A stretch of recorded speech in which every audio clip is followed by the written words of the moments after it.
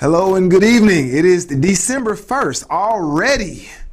Welcome to A Beer in a Conversation. I am Music Monk ATL. This is my brother Rashid, and this is our host, Brother Larry Hodges, popping in on the Zoom unexpectedly, clean, doing this thing, chopping it up. So we're here, you're there, so technically you're outnumbered. So this is our show today. This is what happens when you switch it up at the last minute. This is our show. I appreciate y'all letting me be a guest, man. I'm very excited. Hey man, next time it's a fine. It's a fine. We're gonna do you like James Brown. It's a fine next time. Exactly. Excited, man. We've had a lot of interesting content with the, especially with the inclusion of politics. Lately, I mean, huge election coming up. We don't really have to get into that per se, but I'm very, very excited about what we're doing here. And I know that it's going to be a success and has been a success. So just let me know. I'm ready to go. All right. So I think it's kind of hard to say the elephant in the room. I know we didn't do a show last week, guys, so we definitely missed talking to you all. I hope everyone had a safe and fulfilling and satiating holiday. I hope I hope you were turkeyed out, had all your stuffings, all that good stuff. I hope it was safe for you all. But we do live in the Black Mecca, the metropolis. And, it just seems like everything kind of flows in our direction for us to kind of siphon through and really, really say, like, what is the pulse of what's going on in Black America, right? So, and I think we don't, I'm pretty sure we don't take that lightly. So, Stephen A. Smith. I feel like you and Stephen A. would get along, though, like on some real shit. You think me and Stephen A. would? I feel like because you're not going to have no filter. And I think he's used to people kind of having like a filter. He's used to being like the most braggadocious in the room. So I feel like when you walk in with your plaits and your Jesus and your Jesus chain and you coming with the GOP, he ain't gonna really know what to do with you. You know what I'm saying? Right. He ain't gonna know what to do with you.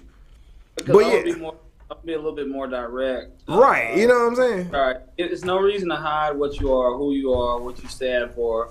The difference is that I'm where I am because I want to be, and he is, in my opinion, he's bought, and so when we get talking about LeBron, $16 million a year. Yeah, he's very much bought, and I mean, there is one striking similarity that he has to you, though. He used really big SAT words. Yes. And you know what? I have to be honest. Over the years of watching him, I have looked up some words immediately when he's used them. And, I'm like, I'm definitely adding this to my lexicon. You know what I mean? And and it works. But it's all about being able to do it in a way where it's just a part of your natural, like your natural dialect or vernacular. You know what I mean? Like when you just do it, like when you expeditious with it. And tip my boy, you know what I'm saying, like in spirit, but you know what I'm saying, like it does sound a little forced. So I just try to make it seem like I'm like this is who I always am. You know what I mean? And you're very right. You do it much more smoother, and it just flows. I'm really smooth with it. Rashid is more like Max Kellerman. Like how when you would see Stephen A. and Max Kellerman together, it's like Max Kellerman is clearly too intelligent to be on that show. I'm like, I make sure, like, I'll try to make, like, is this the right, like, I be asking him, like, did I say that right? You know what I'm saying? So, no. I think it's a beautiful thing the way as a brotherhood, we all just kind of feed off each other and, like, look up to each other in various ways, you know what I'm saying? Absolutely. And I think because of this brotherhood, we can look at someone like Stephen A. and say, damn, bruh, where's that same energy for Jerry Jones? Yeah, exactly. And I mean, I would like to say this. Just to kind of, there's the big elephant in the room. He was 14, Little Rock 9. And I think that, golly, I mean, I think there's a such thing as white guilt. I think it does exist.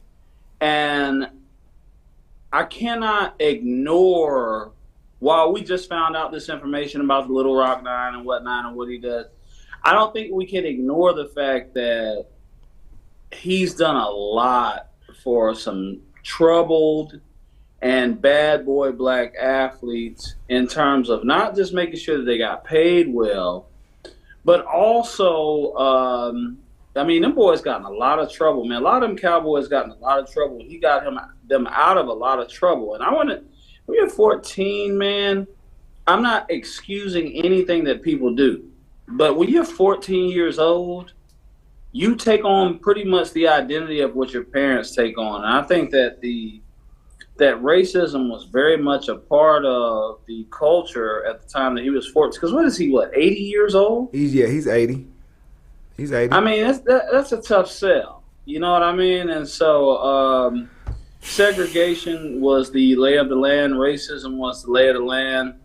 And while I think that we've progressed beyond it, I formal apologies, and I guess I need y'all's opinion on that. I mean, how do you feel? Is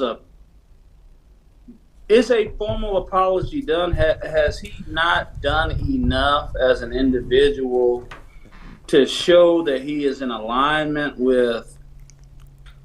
Deion Sanders got 35 million. I think he was the highest paid. Let me just let y'all do y'all thing. Go ahead.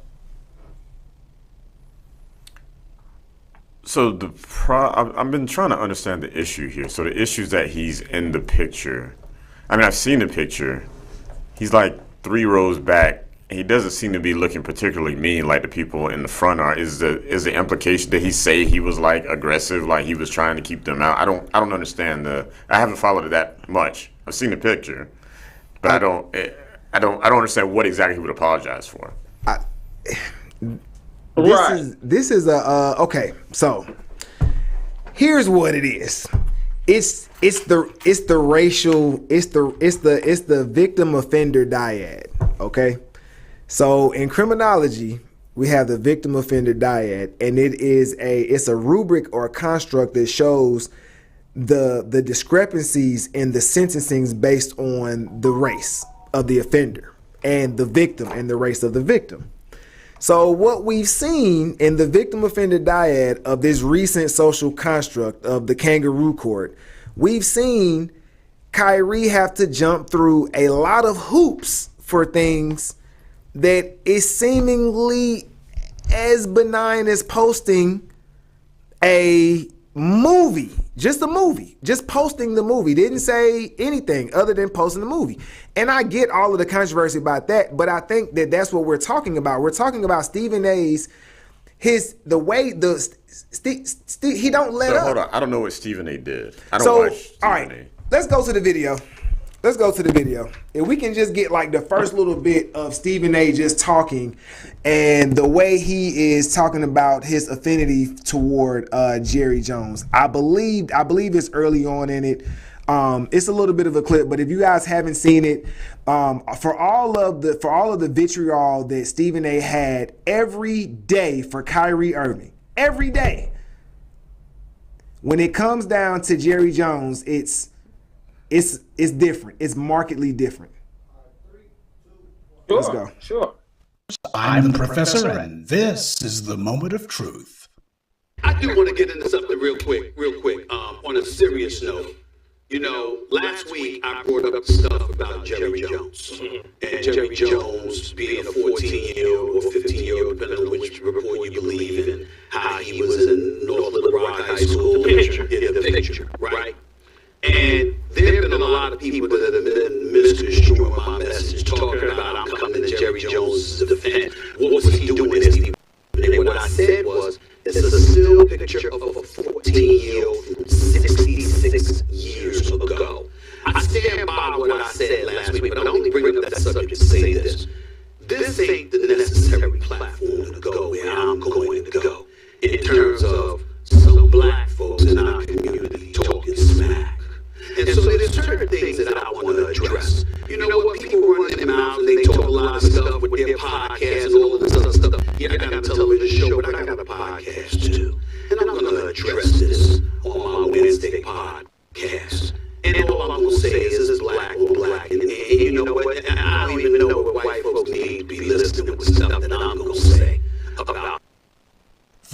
who's ever wondered if these clowns you see on white media cable or the networks know about the black media? This was your answer. So Stephen from Django, Stephen Asinine.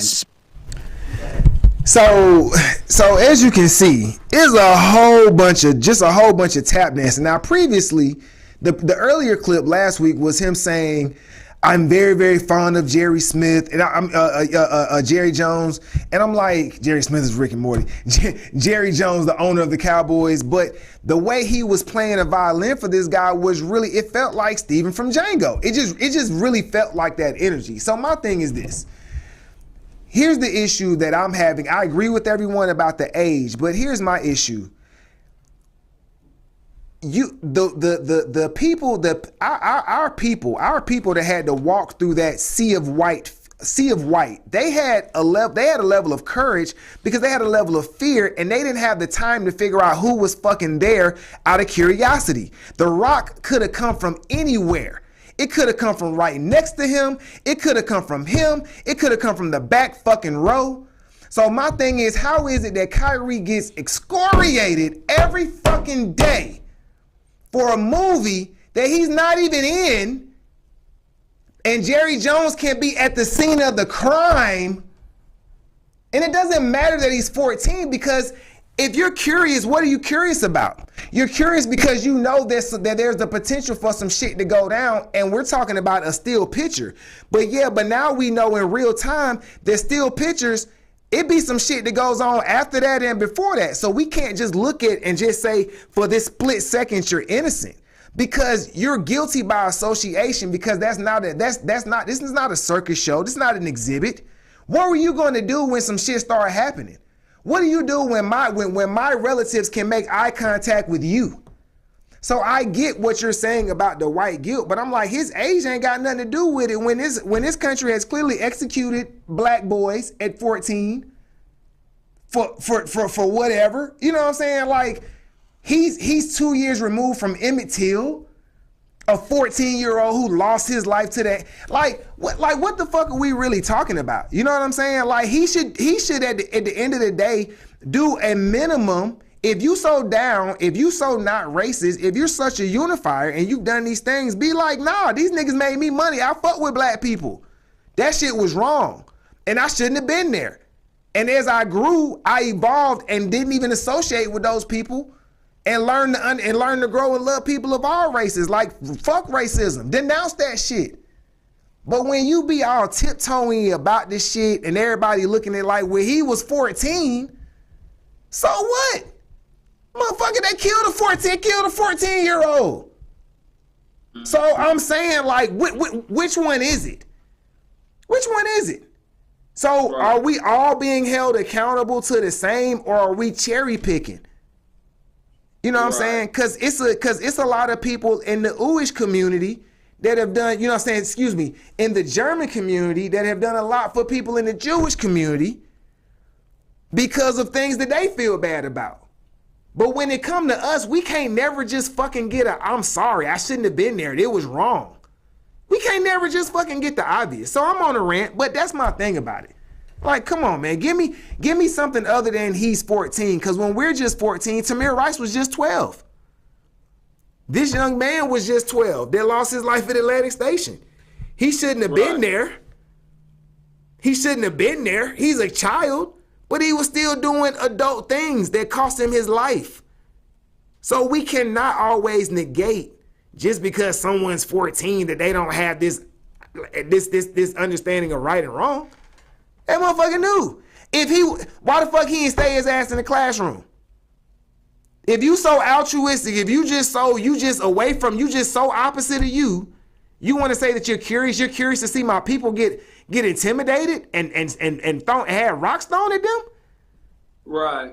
Like, what the fuck are you curious about? This is what I'm saying. We can't let people get away with the language. Because you're telling me, I didn't really think it was a big deal. I just wanted to see the niggas on display. That's essentially what he's telling us. And then I learned how to make money off of putting niggas on display. Mm. All right.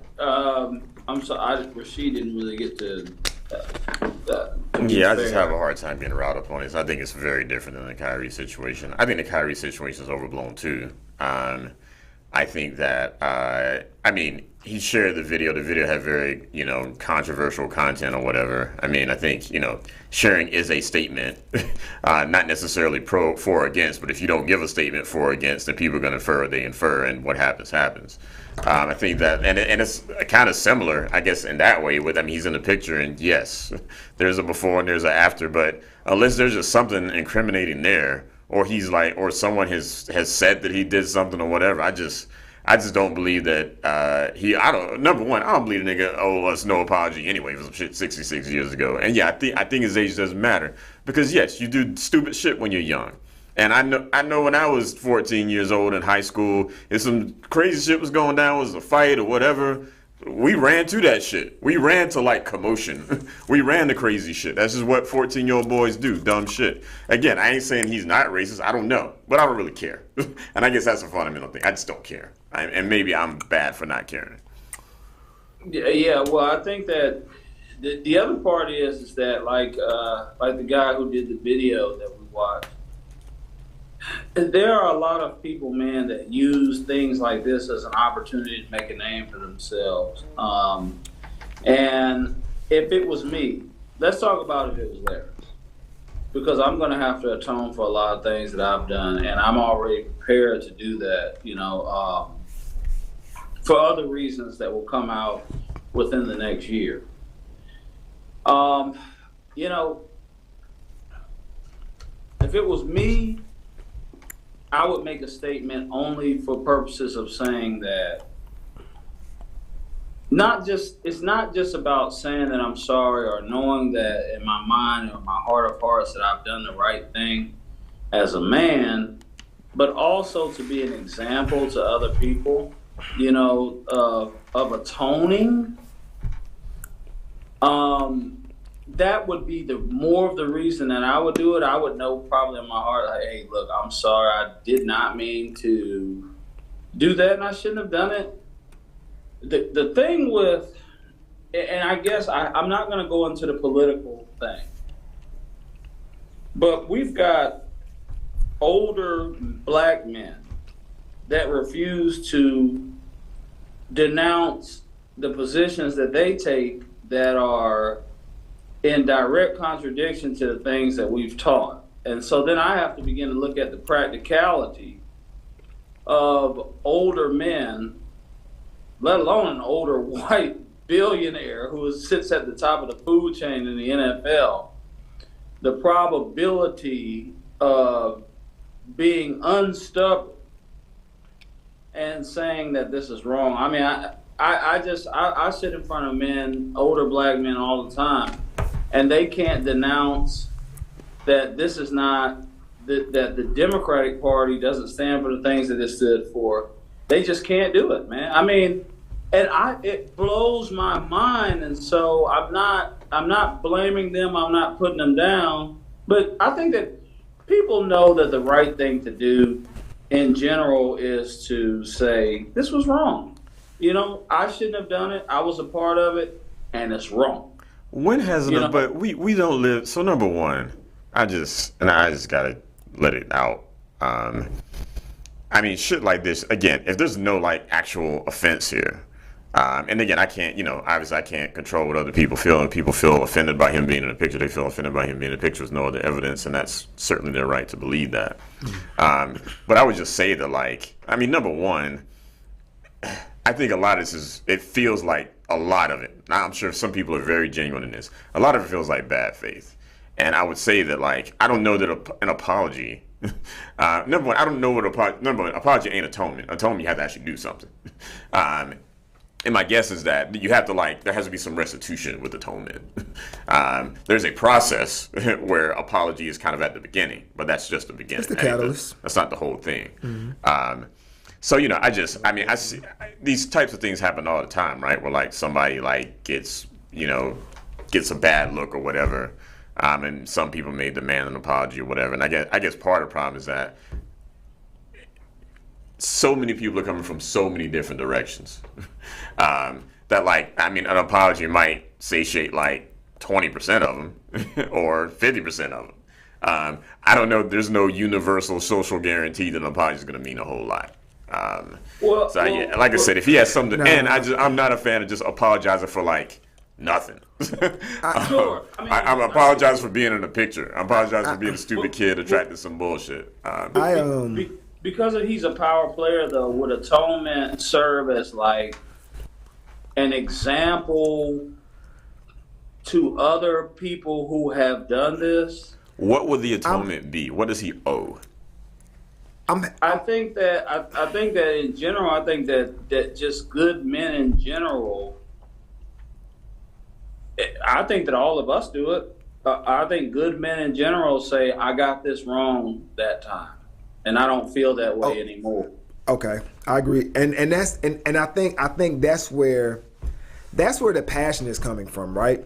The passion is coming from, on one hand, someone who has to do a battery of things just to like come back, you know what I'm saying? And didn't even really say anything, and was asked about it every day. Matter of fact, was asked about it so much to the point to where we couldn't even find out why Brett Favre was stealing money from the good people of Mississippi, because everything was about Kyrie. So, to you all's point, random white guy in a picture, right? In a historic scene, had it not been for the fact that someone happened to know who this person was, it really wouldn't have been a big deal, because the overall scene had already been painted. The scene was that of resistance to integrating the schools. And we look at it from a standpoint of, you have us and you have them. So anybody that looked like us was who you support. And if you look like them, automatically in that still shot, they just automatically appear as the enemy. So when you find yourself in a position of power and leadership 80 years later, to your point, you don't owe us an apology, but I do think to some extent it would, because people are saying the things that he's done for black people, right? It would make sense that he would show something outside of the financial reasons to do it, and just be like, you know what? That shit's fucked up. You know what I'm saying? Like, I shouldn't have been there. And what I witnessed that day, it really shaped my life. Like, you have the opportunity to do something different, and when you don't do it and everyone just be like, well, you was 14, that's just where I just have a problem with the dismissive nature of that. You know what I'm saying? Like, that's it. Like, you don't have to do anything other than just use it as a teachable moment and just go from there. You know what I'm saying? So I don't know. But it's just different with the way Kyrie has just been having the tap dance. You know what I'm saying? It's just so different, man. I don't know. It just don't feel right. They're different people in different circumstances. I mean, Jerry Jones don't have a boss. He don't have and again, I mean, we can talk about privilege and wealth and white, black, all that sort of stuff.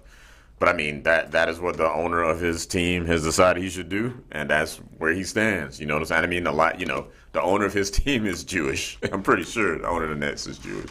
Certainly the head of the league is Jewish. Both of which who came out and said that he wasn't anti-Semitic. Yeah, and I'm just saying, like, Jews have, just like you said, like black people who look at that picture, they impute things into that picture. I'm sure Jews do too.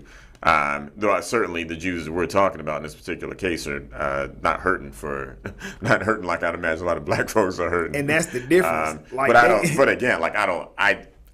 I don't necessarily think Kyrie owes it for what Kyrie did. I mean, I'm starting to see the similarity just in that, like, Kyrie could have said something, I guess. Like, people got offended for reasons that people get offended. Kyrie could have clarified or whatever. I know he said some statements that people thought didn't necessarily, and again, just like Jerry Jones has said some statements that clearly people don't think necessarily add up to the correct response. Y'all know me. I don't get super hyped up on this sort of stuff. We know. We try to rile you up, goddammit. Like, we really be trying, and nothing works. Nothing works. This guy is unshakable. I would have one other question to ask, and then we can move forward. But I will say this: there are some people who are seen as like habitual troublemakers who are going to get hammered a lot. period, and Kyrie is kind of one of those people. But they have to keep him around because he has value. Yes. I mean, and then we could get that. There's a number of instances where, whether it's Ray Rice and Colin Kaepernick or Michael Vick and Kobe Bryant, where people who have relevant value have staying power as opposed to people who don't. We can get into that. But all the people that you mentioned though are different from Kyrie. Kyrie is not a criminal, bro. Like you can't associate. Like that's a stretch. Well, right but there. what I agree with you. I agree with you, Mark. But I would say, well, sorry, go ahead and finish, Laris, and I'll add on. But there's one person that I would love to ask this question, and we don't have a platform big enough to ask them. But I would love for somebody to say, Joe, he made these statements. Joe Biden, Jerry Jones made these statements. How do you feel about, the statements that he made or the position that he took on something? I would just love to hear what Joe Biden would say, because then his answer to that would tell us a whole lot about whether or not he's apologetic for statements that he has made, even more recent, or legislation that's even more recent than that he has drafted himself. But I'm not going to go there today. Well, I think you just went there. But I will just say, I'll add one more thing on. I'll add one more thing onto the Kyrie thing, which I think is probably the main reason for the pile on the Kyrie. I think it's because the professional media class has a certain set of narratives that they believe in, and Kyrie flaunted one hardcore last year, which is the vaccine narrative. And I think that there's a whole lot of just general dislike for Kyrie in that class of people that's able to gin up these stories. And so they're just going to, any opportunity to have to pile on to Kyrie, they're going to pile on to him because he didn't stay in line with that thing. And that was like an article of faith at the time, particularly among the type, you know the types, progressive, highly educated, Ivy League, like they worship that. I got work with a lot of them, and they could not say, it was funny to me how they couldn't ever say the word vaccine. They would always say life-saving vaccine. And then you would think that was the brand, was life-saving. And then most recently, the World Health Organization just came out, and they had to say that the deaths of COVID, they've been the vaccinated. The vaccinated have exceeded the unvaccinated in COVID deaths, right? And you got these blood clots that are popping up because people weren't aspirating the needles. So you got to aspirate a needle when you give a vaccine. But if it's just some shit you just trying to run out there on people, you know how many blood clots people were given accidentally from non-aspirated needles and vaccines? Like, for real, like, it's a lot of shit going on here. Well, and then the Hollywood hero, they're the NBA Hulk Hogan, who Kyrie is the antithesis to, is LeBron James. And that was my other point. Flat Earth, and I don't want to play with LeBron. It started him being the loose nail. It started started him being a loose nail right there. You know who he is to me? He is the continuation of Adrian Foster from the NFL. Y'all remember Adrian Foster? He was a running back, played for the Texans. Mm-hmm. He was like super zen, you know what I mean? I think he was interviewing like politicians and stuff, and he was just really on like this, like this esoteric kind of existential type of journey. And I think Kyrie, as soon as Kyrie started talking about like flat earth and kind of stuff like that, you know what I'm saying? Like, that's when people automatically started to put him in a particular category. So it was easy the vaccine shit was easy. He had already created the framework for you to make him that villain. And then to have LeBron come back, this is the most incredible part. LeBron comes back and says, I find it funny that you guys haven't asked me about Jerry Jones yet, but you all have asked me. You ask me every day about Kyrie. Every day it was about Kyrie. And here it is with the Jerry Jones situation, something that seemingly is affecting my people, and you guys don't want to say anything. And he's like, I'll wait. You guys don't have to say anything. And I felt like that was apropos, because I feel like LeBron has been getting some deserved criticism Oh yeah, we do got another video. Let's go to it. You gonna run this? Let's run this next video. Ready. Weekend's deadly shooting near Atlantic Station. The mother of the 12-year-old boy shot and killed says her son was troubled and her calls to get him help went unanswered. I tried, y'all. I called the police office almost 30 times. 30 times in the last 2 years. They told me they can't do nothing. That is De'Erica Charles, the mother of 12-year-old Zion Charles. Yesterday, she addressed the Atlanta Public Safety Committee, saying Zion was running with a bad crowd and breaking into cars. A week before his death, she says she begged police to intervene, but they said they couldn't. Saturday night, her son Zion was killed in a shooting near Atlantic Station. 5 other teens were hurt. So far, police have not publicly identified any suspects, but say they have identified some of the young people who were there and will start issuing warrants soon. During yesterday's meeting, Atlanta City Council member Keisha Waits recommended a 7 p.m. citywide curfew for those 17 years old and younger. I believe that this is another tool, given the shortage that we have in terms of law enforcement, that this will be another tool in their toolbox. Man. Y'all, man, my apologies for that Kyrie rant, man. It's just a passionate subject, man. But hey, this video, yo, 12-year-old Atlantic Station shot, killed on a Saturday night. What's up, man? I know you had a lot. I sent this to you. There's a lot of reasons. I like to send you stuff throughout the week to rile you up. You know what I'm saying? And this one in particular, I know it had you. I know this was your wheelhouse right here. Well, yeah, it is. I mean, man, this is like the alley-oop ball alley-oops for what it is that we kind of stand for. And I said this, respect for authority comes oftentimes from the father. Now, sometimes the father can't be there, but when the father wasn't there, at some point there was enough of abilities to at least supplement the father not being there, with grandfathers, uncles, whatever. Now we don't have, or neighbors' fathers. My father was seen as a father figure to some of my friends growing up. My father would say to us, if you do not respect your mother, I'm going to get a piece of your ass when I get home. Now, of course, when we were children, this sets the standard, right? And from there on, you begin to respect teachers, you begin to respect police officers, and just adults in general, your elders. And the reason why this was a big deal is because I think it was the Atlanta City Councilwoman who wanted to invoke the curfew. And it just appears to me that they are willing to do anything other than say that the man needs to be reinstalled in the home. Now, I want you to look at the party that these people stand for. I'm going to leave it alone because I know that we've got another piece to do as well. But, I mean, anything except saying that we got this wrong, then we need the fathers back in the home. It's kind of cringy. It's cringy to see this sister up here expressing how many times she called the police on her son, right? You didn't really hear her say anything else. You didn't hear her say, I tried to get him counseling. I went to the school to talk to his teacher. You know what I'm saying? Like you didn't really hear anything other than I just tried to just make him a ward of the state. You know what I'm saying?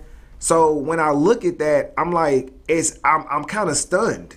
Because I've kind of witnessed this. I've witnessed parents that are, they're exhausted. And I'm like, but why are you exhausted? Because you didn't start off exhausted.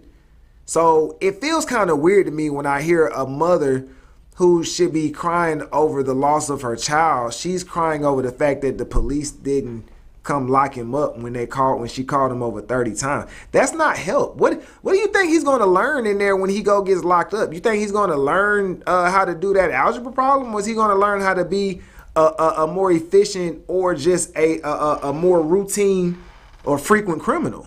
Like, I don't really understand what that purpose was. Like, I heard her say everything, but I wanted to find him a mentor.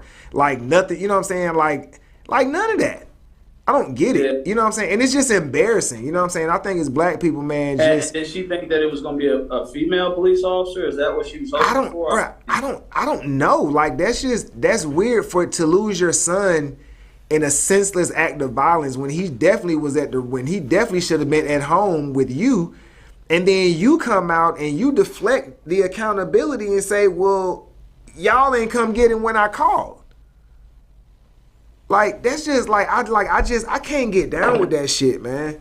Like I just can't, because it's just as much. If we're gonna say that she's a single mom, and we're gonna be like, yeah, she's a single mom, and not having his dad is a part of this happening too, then that shit, she's a part of this shit too. Like, how do you get on there? You can't say that though. No, I'm saying it. Everybody should be embarrassed. If you saw that shit should have embarrassed you. It should have embarrassed you, because that's the solution.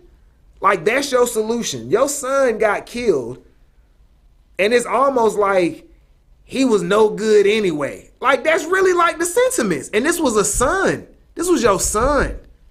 So if that's the case, think about how much easier it is for women to, if a mother will utilize the justice system against her son, think about how much easier it is for a vengeful woman to use the justice system against a man.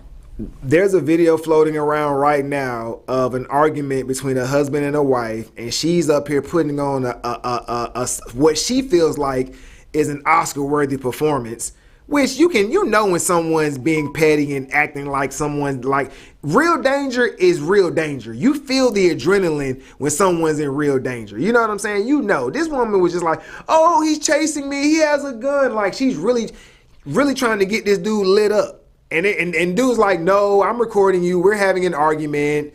You know what I'm saying? I'm like, you can't argue with him. It's like you can go to jail for that. There's nothing. It's like, so what do we? You know what I mean? So what do we do? Because I don't lack empathy for the mother who's lost her son. Like, I don't lack empathy. But it's like, at what point is it okay for everyone to be accountable? You know what I'm saying? Like, that shit's just embarrassing. It's sad. It's embarrassing. We're still trying to figure out what's going on. What happened to the sister out there in Mexico? You know what I'm saying? We're still like, it's shock after shock after shock. And then she's just like, well, I was calling the police and they wouldn't take him. Like, goddamn. Well, Martin Luther King Jr., so that I'm clear, said that injustice anywhere is a threat to justice everywhere. And so the problem is that not enough good men have been caught up by the wrath of revenge and the utilization of the system. And until that happens, and it will, the good thing is that it will happen, because we're doing what we're doing. I've done what I've done. I've taken these hits, these bumps, these bruises, because the Republican Party, to a degree, is at least trying to establish more rights for men. And by even reaching out to us in the first place. People can say, no, they're not. Well, no, they are passing laws that hold women accountable. And what I'm saying to that is that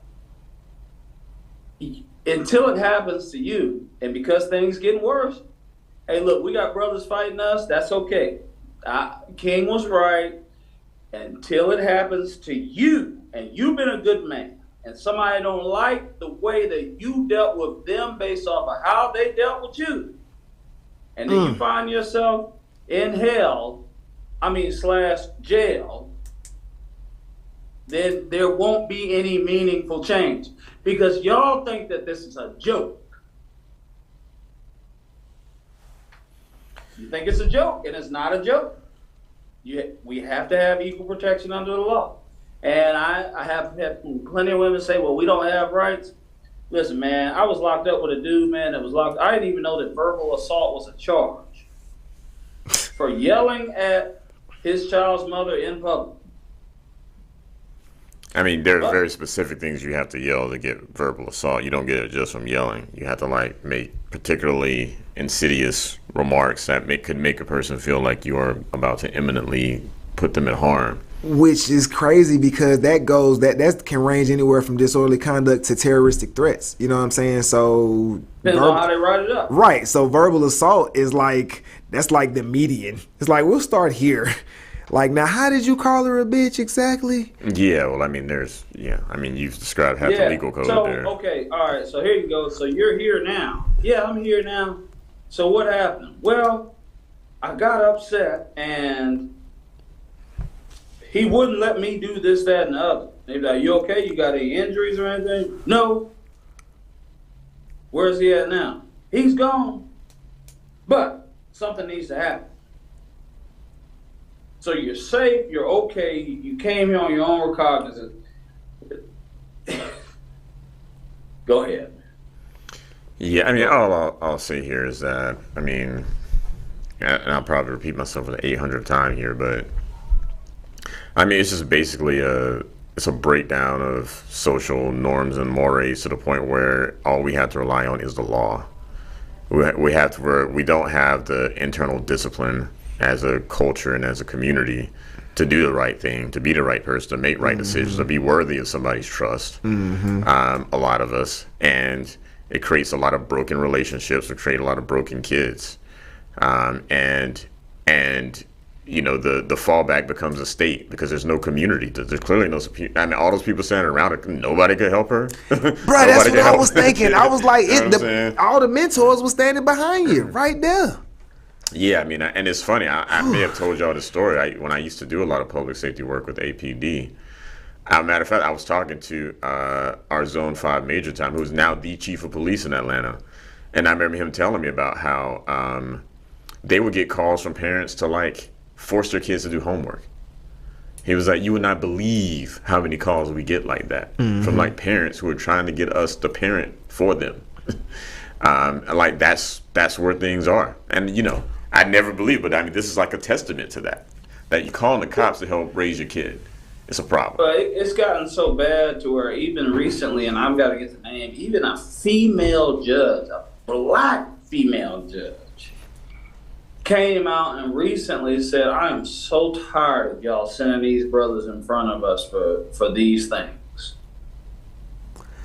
It's happening. It's like the ticky tack stuff has been going on for a really, really long time. There's a lot of stuff that is codified or codified or however they want to say it. It's a lot of stuff that's in there that, I mean, however people want to say it, we're just looked at just a little bit differently when it comes to that. And you know, not as well as I know, people just they just adapt to it.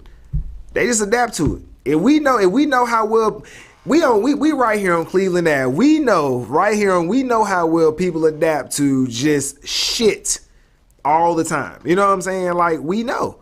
In the education system, we get it. It's like at some point though, you gotta just step back and be like, I can't run to them to raise my kid, and then when they kill my kid, I'm like, I want justice for them killing my kid. Like, we have to see that there's something very, very flawed with that, with, you know what I'm saying, with that kind of paradigm. So you're calling the police, and then when they kill your kid, then you want to march on the police and sue the police and put the police in jail. They don't give a fuck about your kids. They don't give a fuck about your kid no more than the firefighter gives a fuck about the kitten in the fucking tree. Like, it's like it doesn't work like that. If anything, they're going to use tactics to get your child in the system.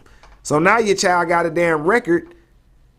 Like, we just gotta do better with this shit, man. We gotta do better with it. Yeah, I'll say one other quick thing about Keisha Waits and the whole citywide curfew thing. And I mean, that is just the fact that's what happens at the end of moral decay, which is that these politicians know that they can't actually change anything. They know they can't legislate better parenting. So they reach out for what they have, which is like their coercive ability. So they're going to coerce all the kids. Now, number one, most kids ain't like this. You know what I'm saying? The overwhelming majority of kids are not like this. Just like the overwhelming majority of black men ain't out here doing this bullshit either. You know what I'm saying? So they want to bring down. They want to coerce everybody into their terrible solution, because, like you said, I mean, it's partially that they can't admit it, because to admit it it's just like a teacher. A teacher, we have all this stuff around like accountability for teachers in classrooms, but teachers don't have a lot of control over, their worst performing students, because it's the same fucking problem. You know what I'm saying? And so you just like a teacher or teachers unions or whatever, they can't say that. they will come up with all sorts of additional things, additional funding and more computers and time after school and social workers and that sort of stuff, which may help on the margins, just like this curfew might help on the margins. But at the end of the day, neither can concede the control that they don't have. The teachers can't just be like, y'all just need to raise your fucking kids better. They can't say that. Keisha Waits can't say, y'all need to raise your fucking kids better. All that she can do is operate within the limited powers that she has, which are all coercive, and as a result of that, can't actually create any sort of enduring change. All it can do is create an environment, a hostile environment that, as Monk said, people will adjust to. They'll go to the cater or whatever, you know what I'm saying? They'll get fake IDs, whatever, you know what I'm saying? It doesn't actually solve the problem, which is the whole problem with leaning on government to do this stuff anyway. Yeah, boy. Hey, man, what a time to be alive, man. So, apparently there, just a quick recap. Goddamn Mariota don't look like he's gonna be the answer to this year. I just want to throw that out there just a little bit. Definitely not the answer. Fifth Ward Cam arrested on gun possession the night that Takeoff was killed. Not being labeled as a suspect, but definitely arrested on a gun possession charge because a witness has put him at the scene as a felon with a gun. He has been arrested. If anything is going to happen, who knows? We may never know, but this is the update on Takeoff. And apparently there has been an arrest made on extradition or a writ for an extradition by the Mexican government, and works with the FBI to get Deshanae Jackson to Mexico, you said what? They called her? Now, it's been going back and forth. Did they ask for her? Did they wanted her to be extradited?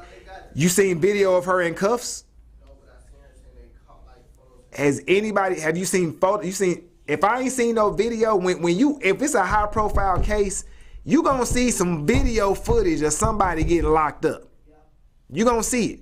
So that's what I'm saying. Until we see it, I don't know if this young lady's been locked up, but definitely I hope that this comes to a swift conclusion and justice is discerning yet mighty, I should say. And yeah, man, anything else that you wanted to go over? I think we pretty much kind of caught up in the world of you gonna encourage people to go vote? I mean, at this point, if I'm so tired, hell, if you ain't did it by now, I'm scared. If you don't have it in your head by now that we need change, I'm scared. I'm scared, man. But I'm also hopeful at the same time. So we'll see what happens. See if our hard work is paid off. Yeah, man, we definitely appreciate you doing what you do. You know what I mean? Pretty soon we're gonna see you giving an acceptance speech as alderman in Lilburn. You're gonna be alderman on the HOA squad. You know what I'm saying? Rake your damn leaves. You gotta start somewhere. Yeah, you never know, man. I mean, they've got high hopes for me, so we'll see what happens. All right, man. We appreciate y'all. Hey, man, welcome to December. It's the last month of the year. Y'all get to it, man. Take some momentum into the new year, not after the new year, and you'll definitely thank yourself for it. East Point, smoke some dank. Old National got the skanks.